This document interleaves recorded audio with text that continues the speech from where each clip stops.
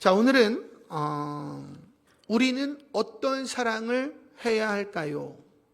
당신은 진정한 왕 같은 제사장입니까? 이런 질문을 가지고 말씀을 증거하도록 하겠습니다. 지금은 모두가 어려워하고 있는 시대입니다.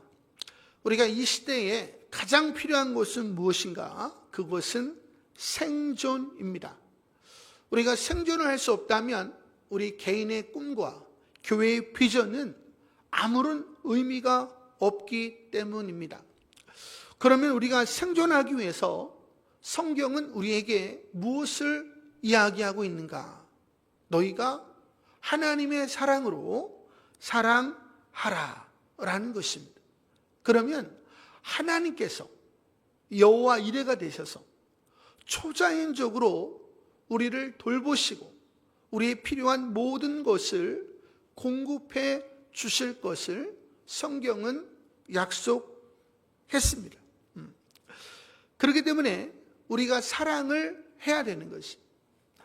그러면 우리가 생존을 넘어서 우리 개인의 꿈과 교회의 비전을 어떻게 하면 이룰 수 있을까? 동일하게 사랑하라는 거예요. 우리의 사랑이 아닌 하나님의 사랑을 하라는 거예요. 그 하나님의 사랑이 열매 맺게 해서 우리로 하여금 생존하게 하고 계속해서 열매를 맺으면 우리 개인의 꿈뿐만 아니라 교회의 비전, 또 온 세계에 부흥이 일어나게 될 것을 성경이 이야기하고 있습니다.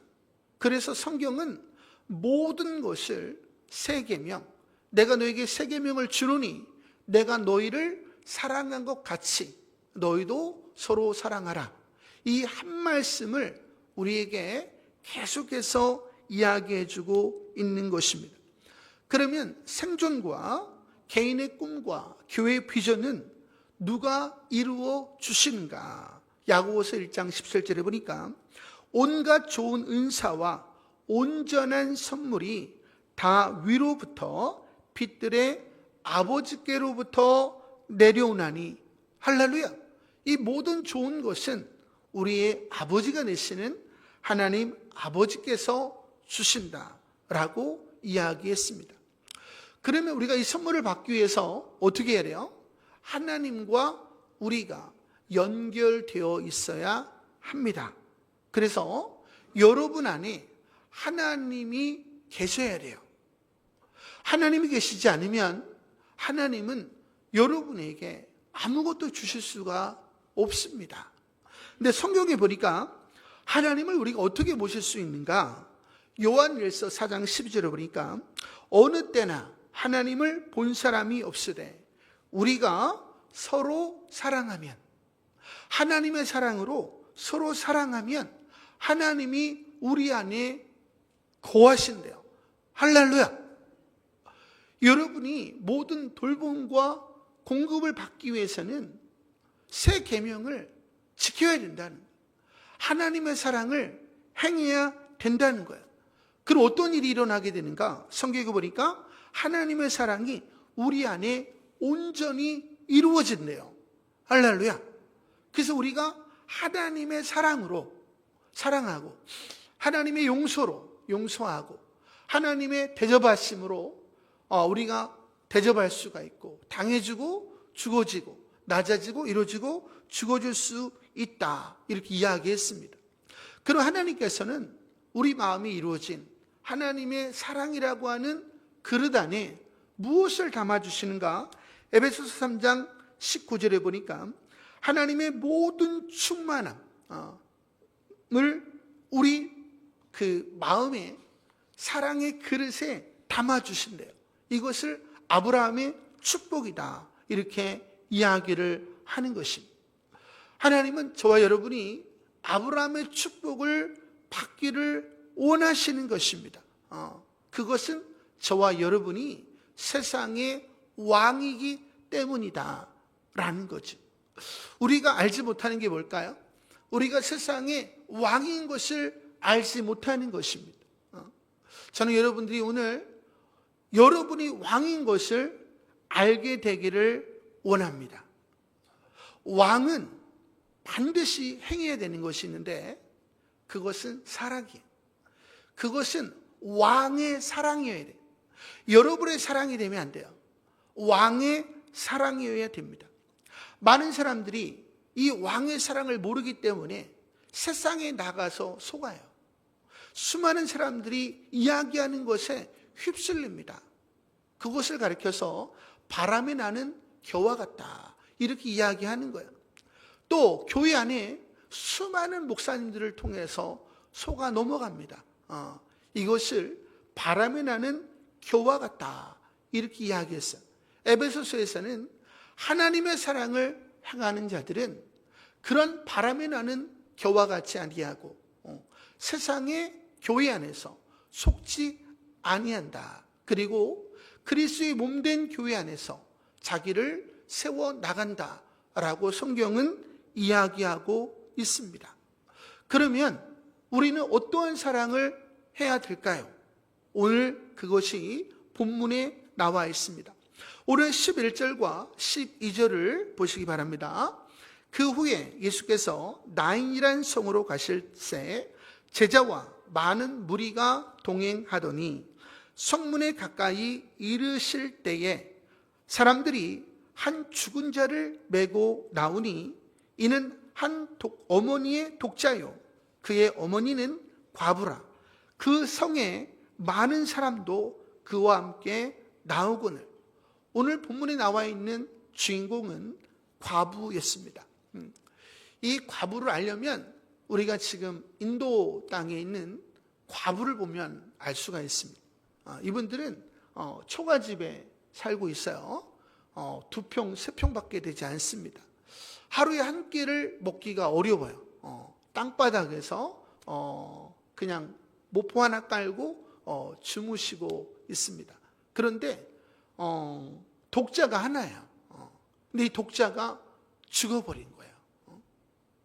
의지할 수 있는 사람이 사라진 겁니다. 이 과부의 마음이 얼마나 아팠을까요? 제가 인도에서 어떤 과부를 봤는데 다 죽어가요. 그리고 이분이 입신을 하셨어요. 그리고 머리부터 발끝까지 주님이 치유를 해주셨습니다. 그리고 고백하기를 저는 사실 죽으려고 했습니다. 온몸이 너무 아프고 자녀들이 있지만 자녀들을 먹일 수 있는 직장이 없고 또 직업을 얻을 수도 없습니다. 자녀들은 너무 어리고 나는 어떻게 살아갈 방법이 없었는데 오늘 이 집회가 있다는 사실을 알고 왔는데 하나님께서 머리부터 발끝까지 내 병을 치유해 주셨습니다. 우리 아내와 박달인 간사님 계신데 내외가 직인입니다. 그리고 그렇게 우시더라. 그래서 제가 $100를 드렸습니다. 그랬더니 그분이 그렇게 우시더라. 그리고 이제부터 정말 주님을 잘 섬기고 살아가겠습니다. 이렇게 고백을 했어요. 근데 아이가 죽은 거예요. 얼마나 힘들었겠어요. 여러분이 가장 힘들어할 때는 언제입니까? 그것은 하나밖에 없는 소망이 사라졌을 때예요. 그래서 영어 성경에 보면 잠언에 보니까 Where there is no vision, the people perish. 비전이 없으면 사람들은 반드시 망한다는 거예요. 할렐루야. 오늘 이 설교는 해외 목사님들, 특별히 너무너무 열악한 지역에 있는 해외 목사님들을 위해서 만든 설교입니다. 이 설교를 통해서 여러분보다 10배, 100배는 어려운 분들이 예수 그리스도 안에서 소망을 얻고 용기를 얻고 살아가고 있습니다.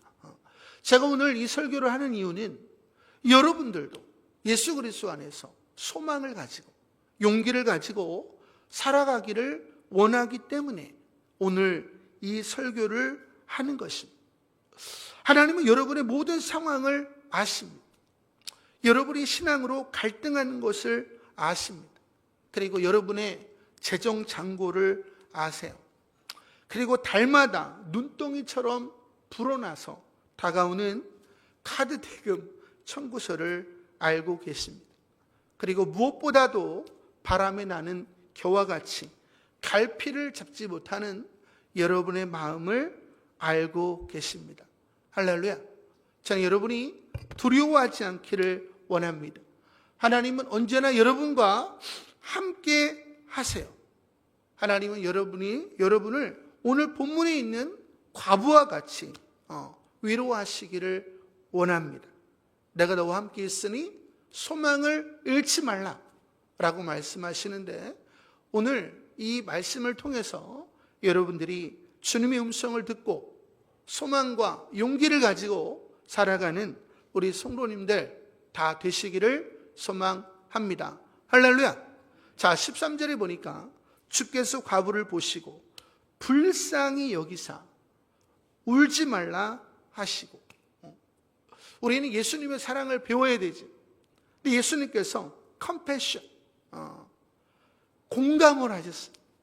이 과부의 아픔을 공감하셨습니다. 얼마나 공감을 하셨는가? 영어 성경에 보니까 예수님이 이 여인을 보았을 때 his heart, 예수님의 심장이 went out, 가출을 해버렸어요. 그래서 to her, 그녀에게 가버렸어요. 우리 하나님이, 우리 예수님이 아파하는 이 과부, 또 우리들을 위해서 얼마나 마음이 아픈지, 우리를 얼마나 사랑하시는지 심장이 가출해버렸어요. 그래서 이미 심장이 가버렸어. 할렐루야. 우리 예수님은 저 여러분을 이렇게 사랑하십니다. 그리고 하신 말씀이 Don't cry, 울지 마라. 내가 너와 함께하고 있으니 울지 마라.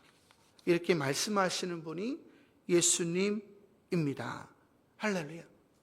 예수님은 저와 여러분이 이렇게 사랑하기를 원하시는 것입니다. 그리고 예수님은 어떻게 이런 사랑을 하실 수가 있었는가? 저와 여러분이 배워야 되는 것이 이것입니다. 요한복음 5장 19절에 보니까 예수님께서 말씀하시기를 내가 진실로 진실로 너희에게 이르노니, 내가 정말 진실을 말하는데 아들이 아버지께서 하시는 일을 보지 않고는 아무것도 스스로 할 수 없나니 아버지께서 행하시는 그것을 아들도 그와 같이 행하느니라. 할렐루야. 예수님은 아들이셨어요. 근데 하나님께서 하시는 것을 날마다 보고 듣고 느끼고 계셨다라는 겁니다.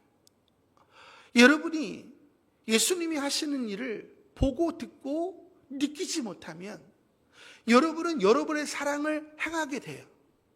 하나님의 사랑을 행하게 되지 않아요. 그러면 여러분은 뭘 못 받아요? 기도의 응답을 못 받게 됩니다. 여러분은 답답하게 되는 거예요. 하나님이 원하는 거는 여러분의 사랑을 한 적이 없어요. 예수님의 사랑을 행하라고 하신 거예요. 근데 우리가 예수님의 사랑을 행하려면 예수님의 눈물, 예수님의 고뇌, 예수님의 아픔, 영혼들을 향한 그 몸부림, 그것을 우리가 보고 듣고 느껴야 된다는 거예요. 제가 청년 때에 청년부 탑 리더였습니다. 새로운 청년들이 많이 왔어요.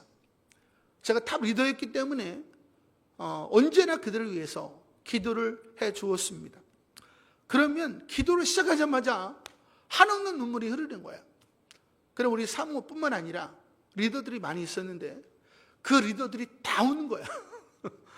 한두 명이 우는 게 아니라 진짜 리더들이 다 울었습니다. 그러면 그 새신자는 왜 우는지도 모르고 자기도 울어요. 기도가 끝나고 나면 이 새로운 청년은 뭔가에 휩싸여서 예수를 믿는 일이 일어나게 됐습니다. 그래서 우리 청년부가 굉장히 유명했어요. 엄청난 속도로 부흥을 했습니다. 그 당시에 왜 이런 일이 일어났는가? 저는 매일 3시간에서 많게는 7시간씩 매일 말씀 우선한 그때 대학교를 다니고 있었는데 그거 보고 다 소용없고 말씀 중심의 삶을 살았습니다. 그래서 주님의 마음이 느껴질 때까지 성경을 보는 거예요. 그러면 주님의 마음이 느껴져서 눈물이 한없이 흘러내리는 거예요. 그러니까 죽어가는 영혼들을 향한 주님의 마음이 그대로 느껴지는 거예요. 그러면 제가 기도합니다. 주님, 제가 주님의 위로자가 되게 하여 주시옵소서. 주님의 눈물을 닦아드리는 자가 되게 하여 주시옵소서. 제가 어떻게 예수님의 그 눈물과 아픔을 볼 수 있었어요? 제 안에 성령님이 계셨기 때문에. 성령 하나님께서 예수를 증거해 주시는 거예요. 우리를 얼마나 사랑하시는지 예수를 증거해 주시는 겁니다. 그러니까 내가 성령을 통해서 예수님의 영혼들을 향한 사랑을 보고 듣고 느끼고 새로운 청년들을 위해서 기도를 해주면 이런 일이 일어나는 겁니다. 근데 우리가 그런 주님의 사랑을 보고 듣고 느끼지 못하면 우리가 새로운 사람들이 왔을 때에 우리가 기도를 하잖아요. 나도 맹숭맹숭하고 상대방도 맹숭맹숭한 일이 일어나는 거예요. 왜? 그것은 나의 사랑을 행하고 있는 겁니다. 하나님은 우리를 그런 사랑을 하라고 부르신 것이 아니다라는 거죠. 제가 우리 리더들이 흘렸던 눈물은 우리의 눈물이 아니에요. 그 한 영혼 탕자가 돌아왔을 때 우리 주님이 너무 기뻐서 흘리시는 주님의 눈물이었다라는 것입니다. 지금부터 잘 들어보세요. 유다의 왕들은 왕위에 등극을 하면 반드시 해야 되는 것이 있었습니다. 그들은 하나님 대신에 하나님의 백성들을 돌보는 직책을 가졌어요. 누구 대신에? 하나님 대신에. 그래서 하나님의 백성을 돌보려면 하나님의 마음을 가졌어야 됐어요. 그래서 반드시 율법서를 등사해서 보좌 옆에 두고 밤낮으로 묵상을 해야 됐습니다. 그것이 유다 왕들에게 주어진 임무였어요. 성경은 저와 여러분을 향해서 뭐라고 말씀하는가?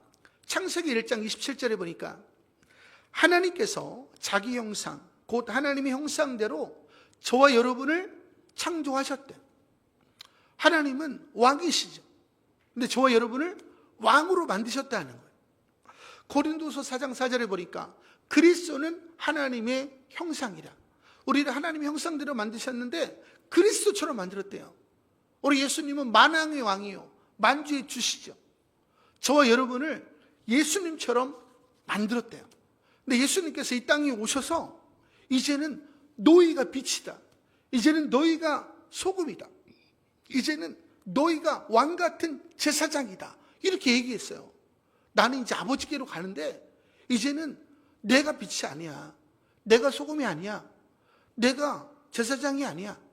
네가 빛이고 네가 소금이고 네가 제사장이야. 이렇게 직함을 주시고 떠나셨다는 거예요. 할렐루야. 그리고 너희는 가서 모든 족속으로 제자를 삼아 아버지와 아들과 성령의 이름으로 세례를 주고 내가 너에게 분부한 모든 것을 가르쳐 지키게 하라. 할렐루야. 예수님께서 병자를 고칠 수 있을까요? 예수님께서 귀신들을 쫓아내실 수 있어요? 예수님이 과부들에게 먹을 걸 주실 수 있습니까? 없어요. 살아있는 여러분을 통해서만 하실 수 있습니다. 이게 하나님의 법칙이에요. 그 죽은 사람들은 아무것도 할 수 없는 거예요. 아브라함은 아무것도 할 수 없어요. 천국에서 우리를 응원하는 거예요. 열심히 하시는 거죠. 우리가 이제 필드에 들어간 선수입니다. 우리가 빛으로, 소금으로, 우리가 왕 같은 제사장으로 삶을 살아내야 되는. 이제 우리가 이 세상에 하나님의 백성들을 책임지는 왕으로 직함을 받았습니다. 너희는 택하신 족속이요 왕 같은 제사장이요 거룩한 나라요 그의 소유된 백성이니 이는 너희를 어두운 데서 불러내어 기이한 빛 가운데 들어가게 하신 이의 아름다운 십자가의 덕을 선전하게 하려 하심이라. 할렐루야. 저와 여러분에게는 이 네 가지의 직함이 있을 뿐이다 라는 것을 여러분이 기억하셔야 됩니다. 그러면 우리가 이 직분을 감당하기 위해서 우리 왕으로 부르심을 받았기 때문에 뭘 해야 되는 거예요? 밤낮으로 하나님의 말씀을 묵상해야 되는 것입니다. 언제까지? 예수님의 마음, 죽어가는 영혼들을 향한 마음이 느껴질 때까지 하나님의 말씀을 보아야 되는 거예요.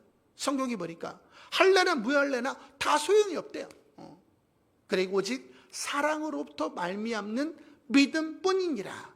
근데 그 믿음은 사랑, 하나님의 사랑으로부터 말미암는다는. 왜 우리의 믿음이 되지 않을까? 내 사랑으로부터 말미암는 믿음이기 때문에 우리의 믿음이 안 되는 것입니다. 우리가 믿음으로 구하면 하나님이 들으심이라. 근데 우리의 사랑으로 구했기 때문에 응답이 없는 것입니다. 그 성경은 이렇게 이야기하고 있어요. 여호수아 1장 8절에 보니까 이 율법책을 네 입에서 떠나지 말게 하며 주야로 그것을 묵상하래요. 왜? 저와 여러분이 세상의 왕이기 때문에. 그리고 이것을 다 지켜 행하라는 거예요. 그러면 내 길이 평탄하게 될 것이며 내가 형통하리라. 어려움이 없으리라는 게 아니에요. 어려움이 있지만 그것을 다 이겨낼 수 있다는 것입니다. 시편 1편에서 1장 3절에 보니까 복 있는 사람은 오직 여호와 율법을 즐거워하여 그 율법을 주야로 묵상하는 자로다. 왜? 저와 여러분이 왕이기 때문에. 그는 시냇가에 심은 나무가 철을 따라 열매를 맺으며 그 잎사귀가 마르지 않는 같으니 그가 하는 모든 일이 다 형통하리로다. 왕의 삶을 사는 사람들에게는 그 삶이 형통하리라는 거예요. 잠언 4장에 보니까 내 아들아 내 말에 주의하며 내가 말하는 것에 내 귀를 기울이라. 그것을 내 눈에서 떠나지 말게 하며 내 마음속에 지키라는 거예요. 왜? 저와 여러분이 왕이기 때문에. 그것을 얻는 자에게는 생명이 되며 그의 온 육체에 건강이 됨이니라. 할렐루야. 하나님께서는 왕인 우리들을 왜 축복하시는가? 우리가 백성들에게 먹을 것을 나눠줘야 되기 때문에, 백성들의 질병을 고쳐주고 백성들의 귀신 들림을 귀신을 쫓아내고 어려운 사람들에게 먹을 것을 나눠주고 위로가 필요한 자들에게 위로를 주기 위해서 우리가 성경 묵상을 통해서 하나님의 마음과 축복을 우리가 받아서 나눠주는 것, 이것이 저와 여러분의 사명이라는 거예요. 직함이라는 거예요. 할렐루야. 저는 여러분이 이 사실을 알기를 원합니다. 여러분은 왜 축복을 받기를 원해요? 축복은 왕이 받는 거예요. 여러분은 진정한 왕 같은 제사장의 마음을 가지고 계십니까? 우리의 기도가 왜 천국에서 거절되어질까? 우리가 하나님의 마음으로 기도하지 않기 때문에 우리의 기도는 응답이 없는 겁니다. 그래서 우리가 답답한 거죠. 영국의 전도자 집시 스미스라는 분이 있었습니다. 이 스미스는 집시촌에서 태어났어요. 텐트촌에서 태어났습니다. 한 번도 학교를 가보지 못했어요. 근데 그는 16살 때에 예수님을 만나는 기쁨을 소유했습니다. 얼마나 그 사랑에 충격을 받았는지 이 집시 스미스가 하나님의 사랑을 전하고 싶은 열정이 막 활활 타오르기 시작했어요. 16살짜리가. 그래서 글을 하나도 몰랐던 이 집시 스미스가 성경책과 영어사전과 성경사전을 구입을 해서 날마다 설교를 준비하는 거야. 16살짜리가. 다음 주 금요일 날 우리 이동국 청년이 설교를 할 겁니다. 그 다음 주에는 우리 황혜진 청년이 설교를 할 거예요. 둘 다 신학생이죠. 성경에 보니까 내 연소함을 사람들이 무시하지 못하게, 연소함 때문에 무시하지 못하게 해라. 할렐루야. 저는 우리 청년들이 그런 믿음을 가지기를 소망합니다. 이미 우리 두 청년은 늦었어요. 왜? 스미스는 17살 때 설교를 했다니까. 그래서 이 스미스의 열정을 보시고 하나님이 구세군 창시자인 윌리엄 부스를 만나게 하심. 그래서 17세 소년이 목사님들 다 모아놓고 구세군 모임에서 설교를 하게 됩니다. 이 17세 소년이 어떻게 설교했는가? 나는 단지 집시 소년입니다. 나는 여러분이 아는 것을 모릅니다. 그러나 나는 예수님을 압니다. 그분이 나를 구원해 주셨습니다. 나는 여러분처럼 글을 읽지도 못합니다. 나는 여러분처럼 좋은 집이 아닌 텐트에 살고 있습니다. 그러나 천국에 큰 집이 있는데 언젠가 거기에서 살 것입니다. 나의 가장 큰 소원은 예수 그리스도를 위해 살고 예수 그리스도를 위해 죽는 것입니다. 할렐루야. 17세 소년이. 그리고 나의 가장 큰 꿈은 예수 그리스도와 영원히 함께 하는 것입니다. 할렐루야. 얼마나 놀라워. 예수 믿고 1년밖에 되지 않았습니다. 그 이후에 하나님께서 이 스미스를 사용하시는데 70년 동안 사용하세요. 우리 목회 40년 막 이렇게 얘기하잖아요. 30년. 근데 70년을 하나님이 쓰셨는데 영국과 전 세계를 돌아다니면서 복음을 증거했는데 가는 곳곳마다 수많은 사람들이 몰려왔고 그의 설교를 통해서 수백만 명의 사람들이 회심하는 역사가 일어났다라고 역사는 기록하고 있습니다.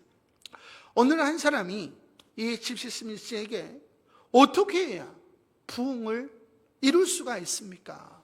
이야기를 했습니다.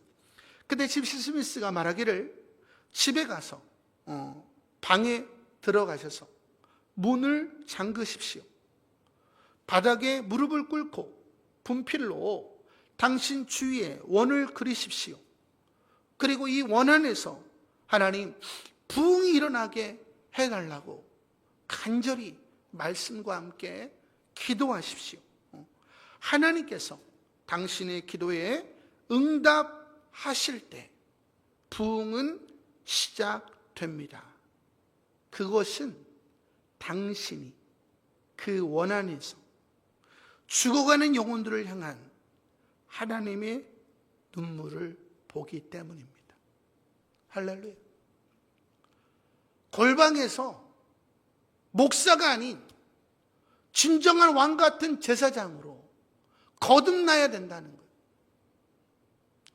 목사의 사랑이 아닌 하나님의 사랑을 행할 수 있는 사람이 되어야 된다는 거예요. 여러분의 사랑이 아닌 하나님의 사랑으로 여러분의 가족을 위해서, 여러분의 팀원을 위해서, 우리가 사랑의 모임을 하잖아요. 성도들을 위해서, 열방의 영혼들을 위해서 여러분이 기도하고 사랑할 수 있어야 된다는 거예요. 이 집시 스미스는 예수님의 마음을 가지고 복음을 전했다는 거예요. 그랬더니 수많은 사람들이 주께로 돌아왔다라는 것입니다. 여러분은 왕같은 제사장으로 부름을 받았어요. 여러분은 왕같은 제사장으로 사십니까? 아니면 교회 제도권이 준 목사, 전도사, 장로, 권사, 안수집사, 집사, 권찰, 성도 이런 직함으로 사십니까? 여러분이 예수님이 주신 직함으로 살지 않고 교회 제도권이 준 직함으로 살기 때문에 여러분은 답답한 거예요. 고난을 이길 수가 없는 거예요. 하지만 하나님의 사랑이 임하면 어떠한 고난도 이기는 것이, 우리가 우겨쌈을 당해도 넉넉하게 이길 수가 있는 것입니다. 할렐루야. 만일 여러분들이 가족들을 향한 주님의 마음을 받고 주님의 마음으로 기도할 수 있다면 어떤 일이 일어날까요? 여러분의 가족이 주께로 돌아오는 일이 일어나게 될 거예요. 여러분이, 우리가 지금 사랑의 모임을 하는데 팀장님들이 정말 주님의 마음을 받고 팀원들을 향한 주님의 마음을 받고 그 팀원들을 위해서 주님의 마음으로 기도한다면 어떤 일이 일어날까요? 그 팀원들이 예수를 만나고 하나 되어지는 이런 일들이 일어나게 될 것입니다. 우리는 이 일을 위하여 부르심을 받은 거예요. 저는 여러분들이 집에 들어가셔서 골방에 들어가셔서 이 집시 스미스가 이야기한 것처럼 하시기를 바랍니다. 그리고 주님의 눈물을 볼 수 있기를 원합니다. 그러면 여러분들은 이제 여러분의 기도가 아니라 예수님의 기도, 왕의 기도를 하게 될 것이고, 하나님은 그 왕의 기도를 듣고 응답하시는 분이 바로 하나님이십니다. 저 우리 젊은이 교회가 이런 교회가 되기를 원해요. 우리 교회가 이런 멋진 사람들의 모임이 되기를 원합니다. 할렐루야. 자, 여러분들이 이 일에 동참해 주시기를 소망합니다. 14절과 15절을 보십시오. 가까이 가서 그 관에 손을 대시니 맨 자들이 서는지라. 예수께서 이르시되 청년아 내가 네게 말하노니 일어나라 하시며 죽었던 자가 일어나 앉고 말도 하거늘. 할렐루야. 진정한 복음의 능력은 어디서 나타나는가? 마가복음 7장에 보니까 수로보니게 여인이라는 사람이 나옵니다. 이 수로보니게 여인은 이방 여인이었어요. 이 이방 여인의 꿈이 뭐였나? 딸이 귀신 들렸습니다. 이 딸이 귀신으로부터 자유하게 되는 거였어요. 이 여인은 딸을 사랑했어요. 딸의 문제를 해결해 줄 수 있는 왕 같은 제사장의 마음, 예수님의 마음이 없었어요. 우리의 문제는 뭐예요? 여러분이 가족을 사랑해 안 사랑해요? 사랑하죠. 성도들을 사랑해 안 사랑해요? 사랑하죠. 근데 예수님의 사랑으로 가족을 사랑하지 못하는 거예요. 예수님의 사랑으로 성도를 사랑하지 못하는 겁니다. 그래서 예수님께서 이 여인의 기도를 어떻게 했어요? 무시했어요. 여러분의 기도가 지금 무시되고 있죠? 그리고 또 더 나아가서 거절을 했습니다. 내가 너의 기도는 들을 수 없어. 그리고 마지막에는 모욕을 했습니다. 너는 이방인이고 자녀들의 떡을 취하여 개들에게 던짐이 마땅하지 아니하다. 그러면 사람들은 에이 더러워 그리고 다 갑니다. 그게 인간의 사랑이에요. 근데 이 여인이 어떻게 했는가? 예수님 앞에 무릎을 꿇고 주님 그렇습니다. 저는 개입니다. 제가 개지만 개들도 주인의 상에서 떨어지는 음식 부스러기를 먹습니다. 지금 이 여인은 누구를 포기한 거야? 자기를 포기한 거야. 누구를 위해서? 딸을 위해서. 이것이 왕이에요. 우리 예수님이 십자가에서 누구를 포기했어요? 자기를 포기했습니다. 왜? 우리를 살리시기 위해서. 이 여인은 엄마에서 왕 같은 제사장으로 바뀌는 순간이에요. 그때 예수님께서 말씀하시기를 여자여 내 믿음이 크도다. 돌아가라. 네 딸이 구원을 얻었느니라. 할렐루야. 여러분의 가족이 변화되기를 원하십니까? 여러분의 팀원이 우리 교회가 변화되기를 원하십니까? 여러분이 주님의 눈물을 보지 않고서는 죄송하지만 변혁을 일으키는 사람은 될 수 없다라고 성경은 이야기하고 있는 것입니다. 여러분의 기도가 지금 무시되고 거절되고 모욕에 이릅니다. 그때 주님, 나는 어떻게 돼도 좋습니다. 하지만 내 가족을 살려주시고 우리 성도들을 살려주시고 이 검단에 죽어가는 영혼을 살려주시고 열방의 영혼들을 살려주십시오. 여러분들이 예수님의 마음으로 기도할 때 여러분의 가족과 교회와 세상은 변하게 된다라는 것이. 여러분이 다 이런 예수님의 마음을 가지고 기도하면 어떻게 될까요? 응답이 여기저기서 일어나가지고 하나님의 영광이 이곳에 가득하게 될 것이, 문제 있는 영혼들이 몰려오게 될 것이. 자, 우리 젊은이들 교회가 그런 교회가 되기를 원합니다. 저는 젊은이들만 모이는 그런 교회를 하고자 하는 게 아니에요. 예수님의 사랑을 할 수 있는 그런 젊은이들이 모이는 그런 교회를 만들고 선교지로 떠나기를 원하는 게 제 바람입니다. 할렐루야. 여러분 한 영혼을 얼마나 사랑하세요? 제가 전도사 생활 때 이경원이라는 친구가 있었습니다. 제가 청년부를 맡았는데 본의 아니게 이 아이가 청년부에서 상처를 받고 교회를 안 나오는 거예요. 제가 얼마나 마음이 아픈지 이미 그 전에 그 목회자의 마음 이런 것들 다 받았기 때문에 너무 마음이 아파서 2주 동안 이 아이만을 놓고 기도를 했어요. 2주가 된 날 주님이 초자연적으로 찾아오셨습니다. 그리고 말씀하시기를 너는 이 청년 한 명만을 놓고 평생 목회할 수 있냐? 이건 제 머릿속에서 나올 수 있는 말이 아니었어요. 근데 주님이 그렇게 말씀했어요. 제가 충격을 받았어요. 그리고 하실 말씀이 너는 이 청년을 무리 중에 한 사람으로 보고 목회를 하고 있다. 이 한 청년이 전부인 것처럼 이 한 청년을 사랑해야 된다. 제가 그 음성을 듣고 얼마나 충격을 받았는지 저는 진짜 이경원이라는 친구를 정말 사랑한 줄 알았어요. 근데 이경원이라는 친구를 향한 예수님의 사랑과 저의 사랑은 하늘과 땅 차이예요. 그때부터 눈물이 흐르기 시작하는데 2주 동안 제가 회개를 했어요. 그것을 우리 아내가 증인이에요. 잠자는 시간 빼고 24시간 눈물을 흘렸습니다. 하나님은 여러분의 가족을 이렇게 사랑하세요. 성도들을, 이 검단에 있는 영혼들을, 열방의 영혼들을 이렇게 사랑하신다라는 것입니다. 여러분이 이렇게 사랑할 때 하나님의 능력이 임하는 거예요. 제가 베트남 선교를 갔을 때 마약 환자들이 있는 곳을 갔습니다. 마음을 다해 설교를 하고 한 분 한 분 안수를 해주는데 하나밖에 없는 내 아들 한 분 한 분 눈이 다 풀렸어요. 근데 한 분 한 분을 그렇게 안수하는 거예요. 여기 이춘자 권사님이 계신데 이춘자 권사님이 증인입니다.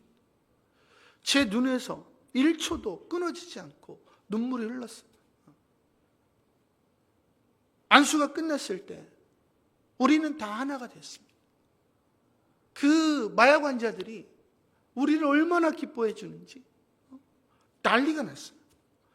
그리고 우리가 투어하면서 집회를 하는데 성령의 역사가 일어나는데 치유 역사가 일어나도 엄청 일어나는, 심지어는 에이즈 환자가 정상적인 삶이 가능해지는 일이 일어나게 됐어요. 그래서 우리 10월 달에 오실 안병원 선교사님 이런 거 다 충격을 받은 거죠. 심지어는 거기 있는 청년들이 저를 선지자로 아는 이런 일이 일어났어요. 그래서 그 다음번에 갔을 때는 너무 열광을 해가지고 설교를 안 해도 되는 이러한 일이 일어났습니다. 그래서 어떤 청년이 저한테 오기를 굉장히 두려워하는 거예요. 보니까 제가 선지자인 줄 알았다는 거예요. 나 똑같은 사람이다. 그래가지고 그런 기억이 있었습니다. 하나님께서는 저를 인도 오리사에 보내주셨어요. 가기를 원하셨습니다. 거기 2007년에 칸달만 대학살 사건이 있었는데 믿는 자들을 다 죽인 거예요. 그러니까 그 아이들 어떻게 해요? 이 아이들을 모아놓고 고아원을 했던 곳인데 그 아이들을 안고 기도를 하는데 와, 마음이 진짜 무너지는 것 같아요. 부모도 없는데 기독교인이잖아요. 인도는 힌두 나라잖아요. 얼마나 많은 고통 속에서 살아가는지 몰라요. 그래서 아이 한 명 한 명 기도하는데 눈물이 진짜 1초도 끓지 않았어요. 여기 박다림 집사님 내외가 증인입니다. 그리고 나서 이제 우리가 투어 집회하는데 진짜 귀신들이 많아도 얼마나 많은지 다 떠나가고 많은 사람들의 질병이 즉시로 치유되었죠. 수많은 은사들이 임했어요. 심지어는 힌두 남자들이 우리가 갈 수 있도록 에스코트를 해줬습니다. 이거 제 역사에서 여기 증인이에요. 물어보세요. 제 인생에 있어서 이런 드라마틱한 환상적인 일은 처음 경험을 해봤습니다. 우리가 하나님의 사랑을 행할 때 하나님은 반드시 응답하신다라는 것이. 여기 보니까 예수께서 그를 어머니에게 주신 이 어머니가 얼마나 위로를 받았겠습니까? 하나님 아버지께서 저와 여러분을 향한 소원이 뭐야? 예수님처럼 왕같은 제사장으로, 예수님의 사랑으로 영혼들을 사랑해 주기를 원하시는 것입니다. 하나님의 슬픔은 뭐예요? 이 땅에 성도는 많고 목사들은 많은데 하나님의 마음을 받아서 그 하나님의 사랑을 전해줄 수 있는 사람은 너무나도 적은 것입니다. 구약 성경에 보면 하나님께서 말라기를 끝으로 400년 동안 계시, 리벨레이션, 하나님의 아픔을 전해주지 않아요. 400년 동안 하나님의 마음을 받을 수 있는 사람이 한 사람도 안 나타났다는 거예요. 기독교 역사상 그 400년을 암흑기라고 해요. 그런데 하나님께서 소망을 주시죠. 말라기 4장 5절에 6절에 보니까 보라, 여호와의 크고 두려운 날이 이르기 전에 내가 선지자 엘리야를 너희에게 보내리니 그가 아버지의 마음을 자녀에게로 돌이키게 하고 자녀들의 마음을 그들의 아버지에게로 돌이키게 하리라. 돌이키지 아니하면 두렵건대 내가 와서 저주로 그 땅을 칠까 하노라. 하나님이 지금 누구를 찾고 계시는 거예요? 예수님의 마음을 가진 왕같은 제사장을 찾고 있는 것입니다. 400년 이후에 하나님의 마음을 받을 수 있는 사람이 나타났죠. 그 사람이 누구예요? 세례 요한입니다. 할렐루야. 사가랴와 엘리사벳, 거룩한 부모 밑에서 태어난 이 세례 요한에게 하나님의 사랑, 영혼들을 향한 사랑이 임했어요. 그 하나님의 사랑으로 회개하라, 천국이 가까웠느니라 외쳤을 때에 수많은 사람들이 돌아왔다. 그리고 진짜 왕 되신 예수님이 오셔서 똑같이 회개하라, 천국이 가까웠느니라 선포하시고 영혼의 추수가 이루어진 이후에 AD 70년에 로마의 디도 장군이 이끄는 로마군이 이스라엘을 점령하죠. 그리고 하나님의 심판이 임합니다. 하나님이 마지막 때에도 하나님의 마음을 가진 남종과 여종을 부르신다는, 그리고 회개하라, 천국이 가까웠느니라 말씀하신다는, 목사의 타이틀을 가지고 회개하라, 천국이 가까웠느니라 외치는 자가 아니라 왕같은 제사장의 마음으로 회개하라, 천국이 가까웠느니라 외치는 사람들이 나타날 것을 성경이 이야기하는 것입니다. 그리고 하나님은 그들을 추수하시고 이 땅을 심판하실 것을 이야기하고 있는 것이고, 우리는 지금 그 시대를 살아가고 있는 것입니다. 이제 이것을 누가 해주기를 원하는가? 하나님은 저와 여러분이 해주기를 원하는 것입니다. 하나님께서 우리가 왕같은 제사장을 감당하기 위해서 보내신 분이 있어요. 그분이 바로 보혜사 성령 하나님이십니다. 왜? 성령 하나님이 예수를 증거하시기 때문에. 성령이 아니고서는 우리는 하나님의 마음, 하나님의 사랑을 볼 수도 들을 수도 느낄 수도 없는 겁니다. 그래서 사도행전 1.8절에 보니까 오직 성령이 너에게 임하시면 너희가 권능을 받고, 많은 사람이 착각하는 게 뭐냐면 이 권능, 디나미스, 다이너마이터 같다는 건데 이 능력을 원해요. 여기서 말하는 건 그걸 말하는 게 아니에요. 하나님의 사랑, 죽음보다 강한 하나님의 사랑을 말하는 거예요. 그래서 하나님의 사랑은 자기가 죽더라도 그 길을 걸어와요. 모든 것을 내려놓고 무리를 걷습니다. 여러분이 무리를 걸으려면 모든 걸 내려놔야 돼요. 여러분이 무리를 걷지 않으면 예수님께서 기적을 일으키실 수가 있을까 없을까요? 여러분이 배 안에서 하나님 우리 가족을 살려주시고 우리 성도를 살려주시고 이 나라와 민족을 살려주시고 기도하면 예수님이 기적을 일으키실 수가 있어요, 없어요? 배 안에는 기적이 필요 없는 곳이에요. 우리는 그렇게 기도하고 있다는 거예요. 하지만 하나님의 마음을 가진 자들은 모든 것을 내려놔요. 예수님처럼. 그리고 물 위를 걷는다는 거예요. 그러면 예수님께서 우리가 빠질세라 우리의 걸음걸음을 지켜주시고 물이 반석이 되게 하시는 분이 바로 하나님이시고, 이것을 기적이라고 하는 거예요. 그러니까 여러분이 예수님의 마음을 갖지 못하면 물 위를 못 걷는 것이고, 여러분은 기적을 경험할 수 없는 것이고, 세상을 변화시키는, 여러분의 가정과 교회를 변화시키는 변혁자는 될 수가 없다라고 성경은 이야기하고 있는 것입니다. 지금부터 잘 들으세요. 죄로 인해서 늘 힘들어하시는 분들 잘 들어보세요.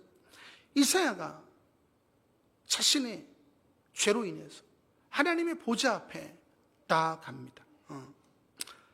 근데 자신이 입술이 부정한 사람인 걸 알게 됐어요. 늘 말이 바르지 않아요. 그래서 하나님 앞에 몸부림을 칩니다. 하나님, 제가 생각하기에는 나를 죽이시든지 내 입술을 고치시든지, 나는 주를 섬기는 일에는 후회가 없습니다. 저기 찬양하면서 지나간 날들이 쫙 주마등처럼 지나가더라. 내가 예수를 믿고 처음 믿을 때 50번씩 주를 외치며 온몸에 모세혈관이 터지도록 부르짖은 것이 잘한 일이고, 내가 술을 끊기 위해서 주님 앞에 다시는 술을 마시지 않겠습니다. 이것이 얼마나 귀한 일인가. 음란을 끊기 위해서 하나님 앞에 나를 죽이시든지 이 음란을 끊게 하시든지 몸부림치고 살았던 그러한 때들, 이런 게 엄청 많아요. 이런 것이 정말 복된 일이구나. 그때 제가 기도하기를 나를 죽이시든지 이 음란을 끊게 하시든지, 하나님은 그 기도에 응답하시는 거예요. 이사야가 그렇게 기도했다는 거예요. 이사야는 성경에 보니까 하나님의 마음을 받을 수도 없고 전할 수도 없는 사람이었대요. 그런데 이 기도를 통해서 스랍 하나가 제단의 숯불을 가지고 와서 이사야의 입술을 대었을 때에 그의 죄가 사해졌다라고 성경은 이야기했어요. 마음이 청결한 자는 복이 있나니 하나님을 볼 것이며, 그때 비로소 이사야가 하나님의 음성을 듣습니다. 내가 누구를 보내며 누가 우리를 위하여 갈고.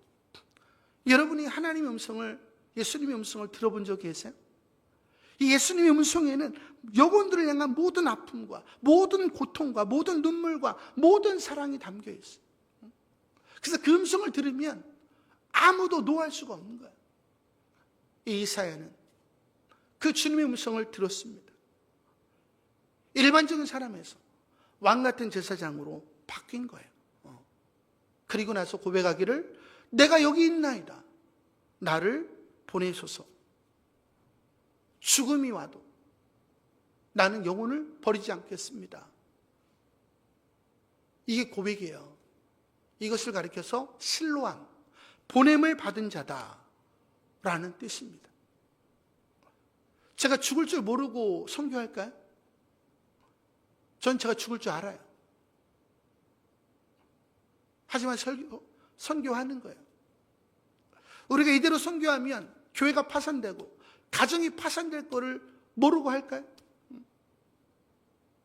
알고 있어요. 여러분이 모르지만. 하지만 계속해서 길을 걷는 거예요. 왜? 주님이 사인을 주시니.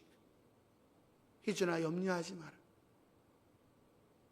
파도가 쳐도 바람이 불어도 내가 너를 보고 있으니 두려워하지 마라. 그리고 너는 이러한 일들을 보게 될 것이고, 이러한 젊은이 교회를 세우게 될 것이고, 너는 이들을 넘겨주고 너는 열방으로 가게 될 것이다. 제게 계속해서 말씀하시기 때문에 우겨쌈을 당해도 전 두려워하지 않는 거예요.